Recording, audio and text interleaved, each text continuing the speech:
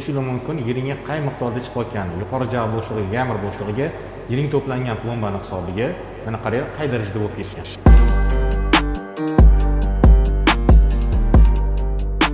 Bemorimizni stomatolog yuborgan. Tish plomba qo'ygan paytda gamir bo'shlig'iga plomba materiali chiqib ketgan va doimiy gaymaritga sabab bo'lgan. Mana bu yerda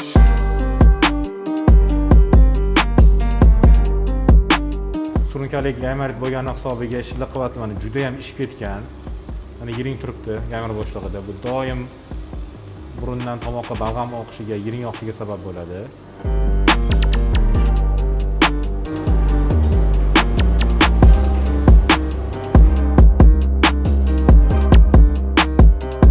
Burun to'siqlari to'g'rilandi, chanoqlar korreksiya qilindi, tomoqqacha ko'rinib turibdi.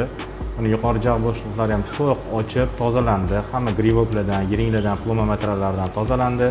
O'rta burun chig'inog'i korreksiya qilinib, plastikasi amalga oshirildi. Xudo xolasa mana endi bemorimiz bundan keyin boshqa gaymarit bo'lmaydi. Juda ham yaxshi.